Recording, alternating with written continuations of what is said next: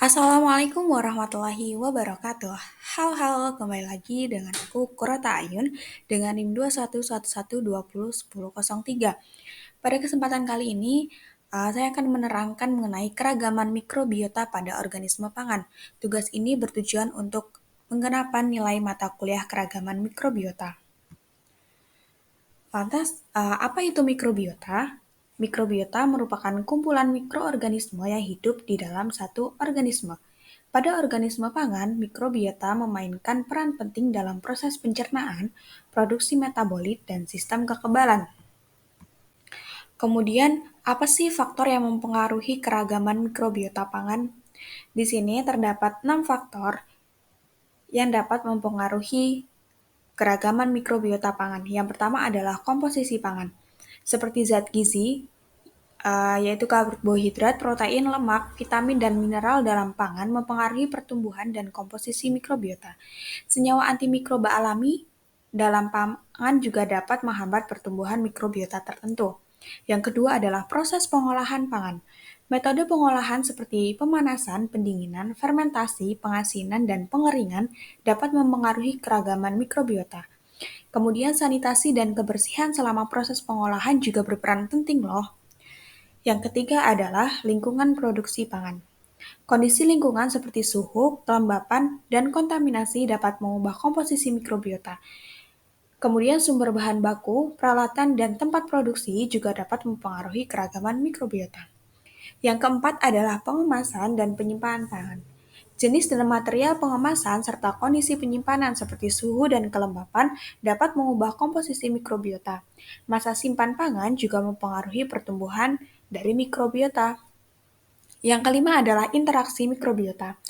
Kompetisi simbiosis dan antagonis antara mikrobiota mempengaruhi dominasi dan keragaman mikrobiota pangan.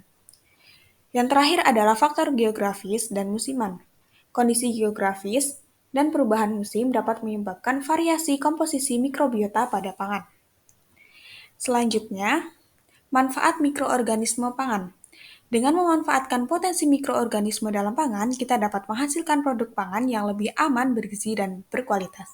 Yang pertama adalah fermentasi pangan. Mikroorganisme seperti bakteri, hamir, dan kapang berperan dalam proses fermentasi untuk menghasilkan produk fermentasi seperti keju, yogurt, roti, dan minuman beralkohol. Yang kedua, proses fermentasi dapat meningkatkan cita rasa, tekstur, dan umur simpan pangan. Kemudian manfaat yang kedua adalah peningkatan nilai gizi. Beberapa mikroorganisme dapat mensintesis vitamin, mineral, dan senyawa bioaktif yang meningkatkan nilai gizi pangan. Kemudian proses fermentasi juga dapat memecah senyawa kompleks menjadi bentuk yang lebih mudah dicerna. Ketiga adalah produksi enzim dan metabolit. Mikroba dapat menghasilkan enzim-enzim yang berguna dalam pengolahan pangan, seperti untuk pembuatan keju, roti, dan proses pemurnian.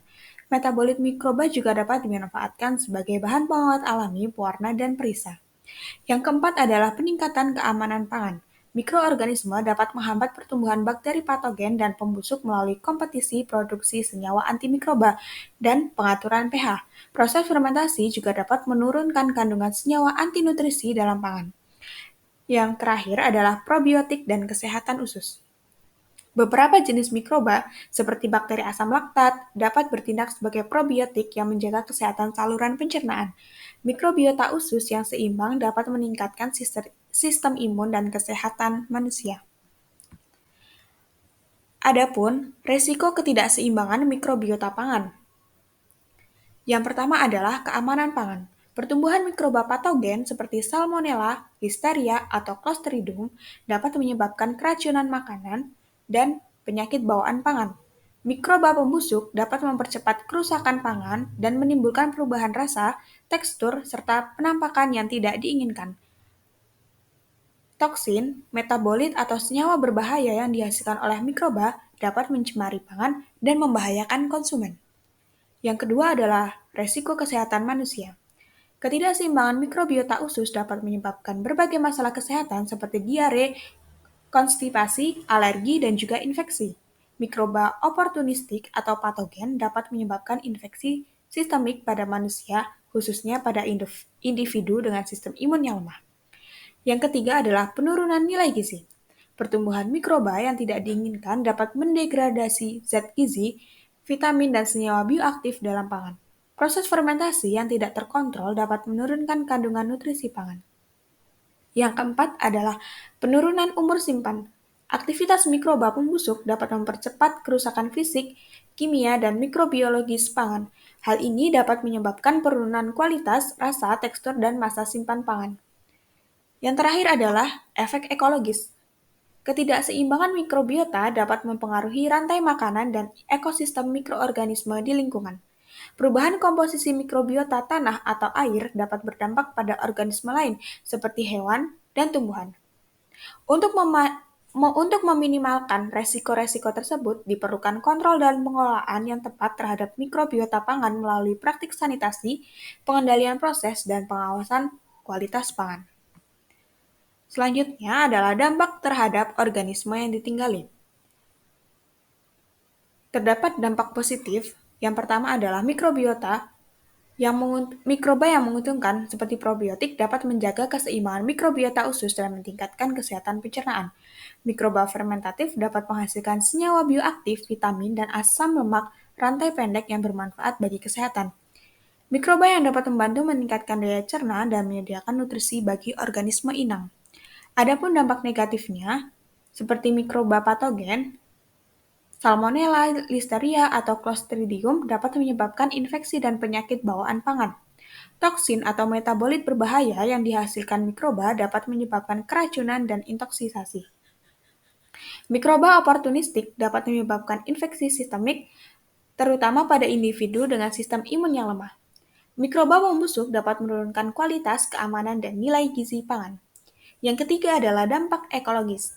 Perubahan komposisi mikrobiota dapat mempengaruhi rantai makanan dan ekosistem mikroorganisme di dalam tubuh inang.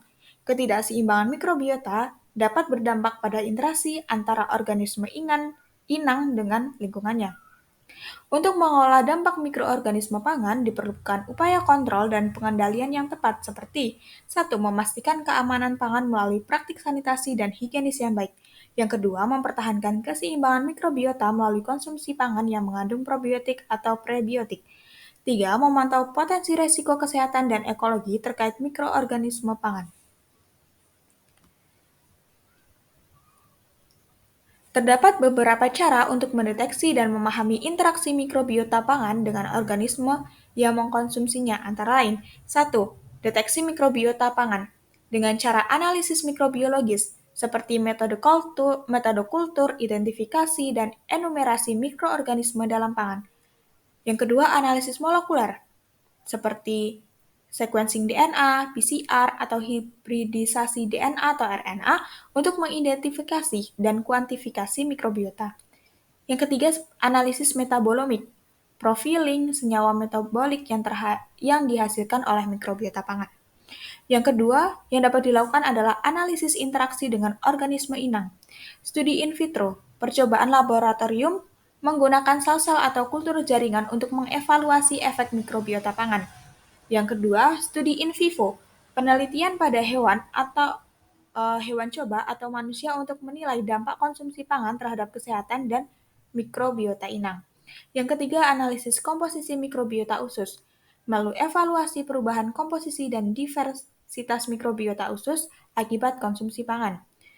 Yang terakhir, analisis marker biologis, pengukuran parameter kesehatan, respon imun, atau fungsi metabolik sebagai indikator interaksi mikrobiota inang. Adapun pendekatan bioinformatika dan analisis data, yang pertama adalah analisis bioinformatika dengan pemanfaatan teknik bioinformatika untuk memetakan dan menganalisis data mikrobiota. Permodelan interaksi mengembangkan model komputasi untuk memprediksi interaksi antara mikrobiota pangan dan inang. Yang ketiga, analisis multivariat, metode statistik untuk menghubungkan komposisi mikrobiota dengan parameter kesehatan atau respon inang. Yang keempat adalah studi ekologi mikrobiota, evaluasi dampak lingkungan, analisis pengaruh faktor lingkungan terhadap komposisi dan dinamika mikrobiota pangan. Selanjutnya, analisis rantai makanan dengan pemahaman tentang interaksi mikrobiota pangan dalam rantai trofik dan ekosistem.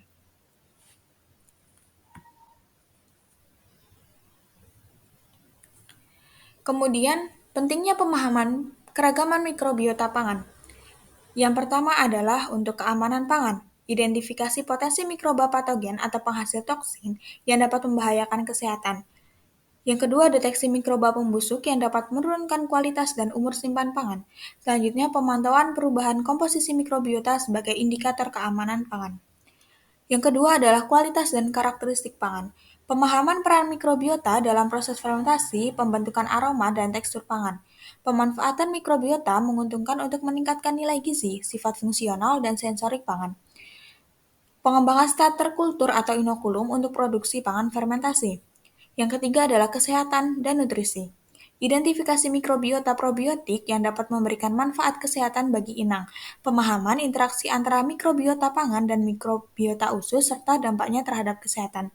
Selanjutnya adalah pemanfaatan mikrobiota untuk memperbaiki keseimbangan mikrobiota usus dan meningkatkan kesehatan.